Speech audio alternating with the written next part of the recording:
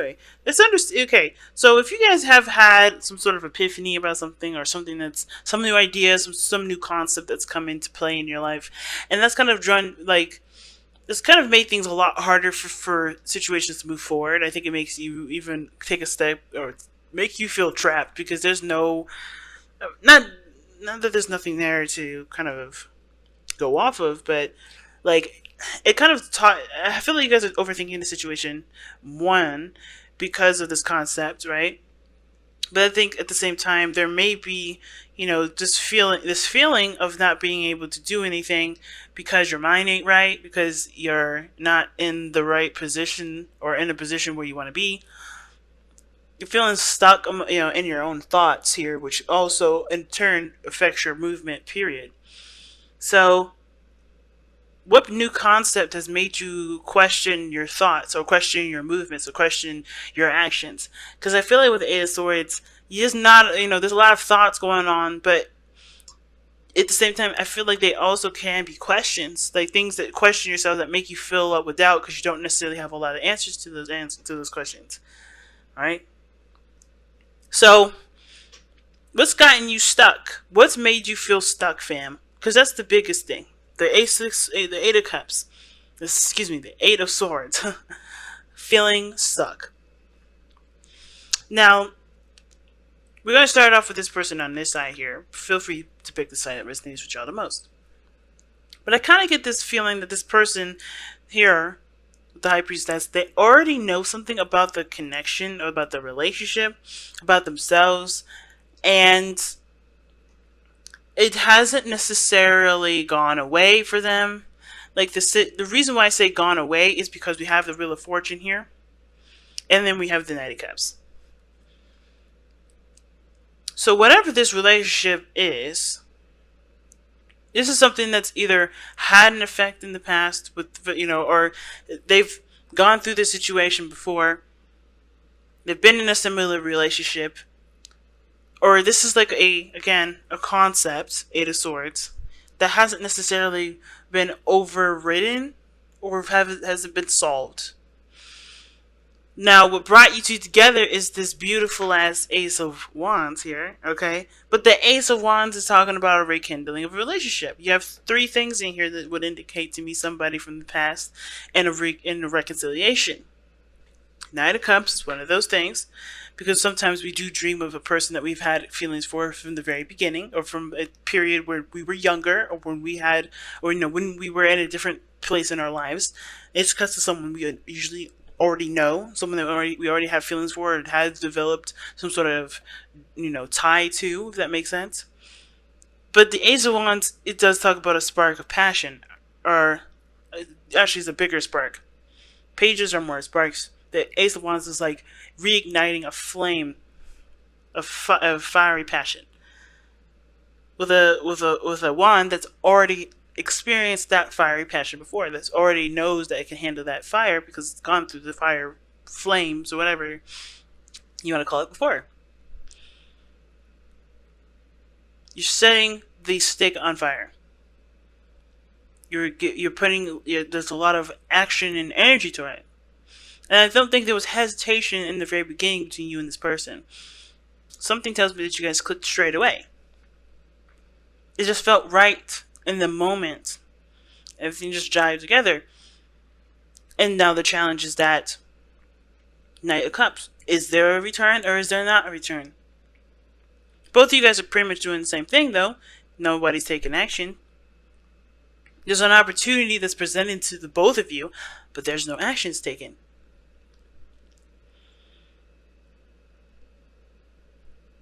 I kind of believe that some of you guys may have already tried. Some of you guys may not have, because you're, maybe it's just there's no clear action to take.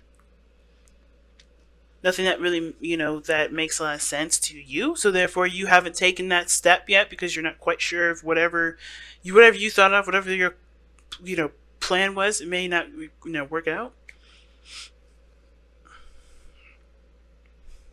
But I kind of get this feeling that from this person's perspective, they know everything that they need to know about themselves. They're already in a standpoint of, well, I'm not going to take action any further. I'm going to just allow things to come in. I'm just going to be open. I'm not going to resist. I'm not going to push forward. I'm going to just be.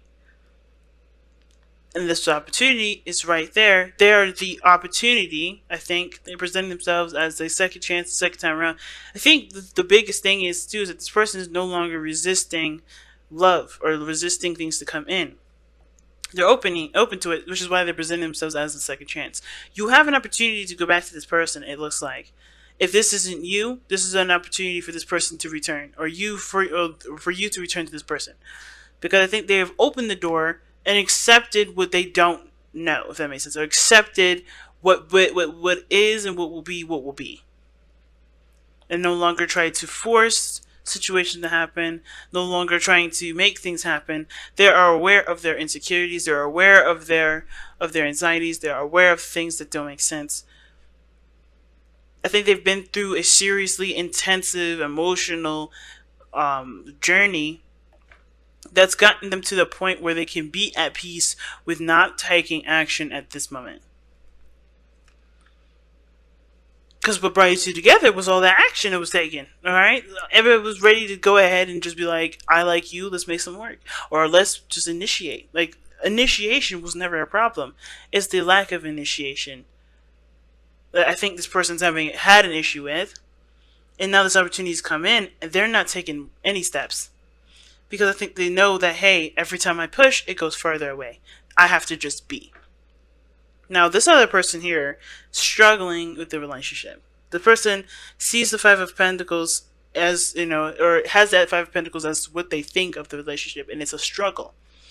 It's a struggle. They may not feel like they have enough, or they may not feel like there's enough for them to do anything. But I think at this point as well, this is like realizing, hey, I'm never going to have enough. Let me just realize this now so I can do what I want to do anyway, despite not having enough. Because I feel like the situation with this person here being the Five of Pentacles is not that they lack in certain things. Not just that they lack in certain things to make the relationship stable, but that they're never going to have enough, or they're never going to really feel like they have enough to truly fill up to the standards that they believe that they should be with the person that they want to be in this relationship with. Because the Knight of Cups is the challenge. And the Knight of Cups, to me, can indicate somebody that is younger or does have an age difference, or can indicate that this person has something to offer, but it's still not king-worthy. It's still not completely 100% royal approval, if that makes sense. This person has someone up on a pedestal just by the way that they have the Ace of Cups here and the Eight of Swords. And so much emphasis on the other person. Like, the person does not feel like they're adequate, or this person doesn't feel like there's enough adequate things to make the relationship stable. There's too much to struggle. However, I think the reason why this person is not making the movement or taking any steps forward is because they also realize that there is no such thing as having everything that you need to start something, right? Like, ultimately, when an opportunity presents itself, either you take it or you blow it.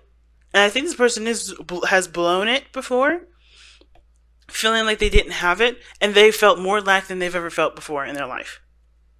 I'm not trying to put words in this person's mouth, but that's what I kind of feel like. They've lacked more because they let an opportunity slide. They were struggling with the fact, not only did they not have enough, but the opportunity, they didn't feel the opportunity was good enough because they weren't good enough. And the reason why I'm even taking all this stuff like to this point is because it's a cuss talk about new ways of believing, new ways of feeling. Spiritual growth. This person is growing. I think this person realizes that they're always going to struggle if they always have the mindset of struggle. There's opportunities there's opportunities to work on things in this relationship, and I think this person is very much aware of that because they have somebody that they can work with, someone that can struggle with them, not in a bad way, but this person in a sense of like feeling good enough or whatever. This person knows this is a partner in crime. This is a partner that will go through anything with you, no matter what no matter what the circumstances are. That's what the chemistry is pointing at. This person is allowing, is knows what they want, and they're letting it come into their lives. They're ready for it to come in. But this person is aware of the chemistry that they had, and they know that no matter where what the circumstances were physically, they were the best duo possible for it, because they both put the action needed to make the situation be stable. If it wasn't stable, they're gonna make it stable. And that was the thing about this person. I feel like this is what they feel like they lack now. They don't have somebody that they can turn to and think, this person is going to help me make this stable. As knows that they're going to make the situation just as stable as I'm going to make it stable too. I think this is why they're open to the new opportunity that's coming up. They're opening themselves up emotionally to being vulnerable and okay with the fact that the other person's vulnerable. I think the hard thing was that they couldn't be the person that they believed that they should be, because they were already in a very vulnerable place. They didn't want to take someone up in a situation where they were vulnerable and they needed somebody to take care of them too, in that weird way. Or they felt like they were too vulnerable to be able to protect someone. But I think the thing is that both parties are very independent here. If what brought you two together was the Ace of Wands, I feel like that's two people taking action on what they want. Both parties have that get up and go kind of energy. I don't think anybody had a problem with taking care of each other. It was just understanding what vulnerability really means, and allowing that side of yourself to just be okay with it. And the reason why this is all coming up is because of the sun here. The person sees the potential for happiness. The person understands what they need to do and what they need to give of themselves in order for there to be happiness. It can't just be one way or the other. And they know that now. But it's still hard for them to make that decision. Of course, I think there's a lot of things that were obviously ingrained in their ways of being that is going to require them to start from the very beginning and go up from there. So the Knight of Cups is the challenge, not because of the potential reconciliation, but to acknowledge what one feels and let that be the focus and let that be the forefront. Allowing the emotions to be a part of your life, not take over or be absent, but having a good balance with that. Interesting.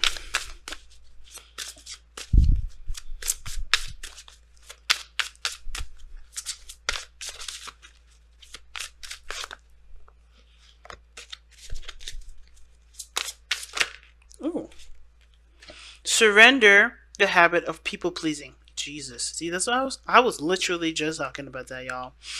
But not necessarily people pleasing straight out, but like you can't do everything, and the part that you feel that you're lacking in, whoever this is, it's not a make or break for a relationship.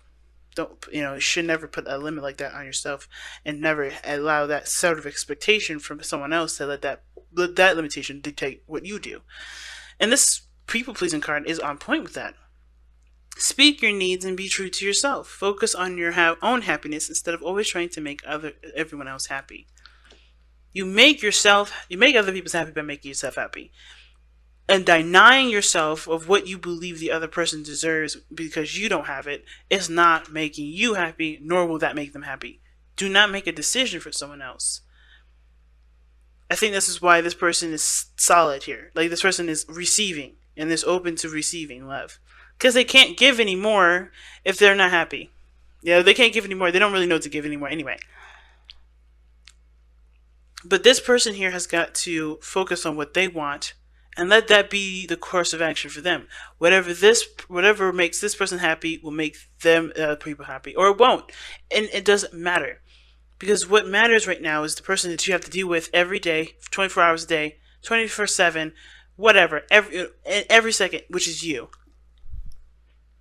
And that does mean that you have to put your heart and stuff on the front burner before you consider anybody else's needs, before you consider anybody else's happiness. That you are the person that you're going to have to suffer with every day. You're the person that's going to be happy, going to live the most amazing experiences with every day, which is you.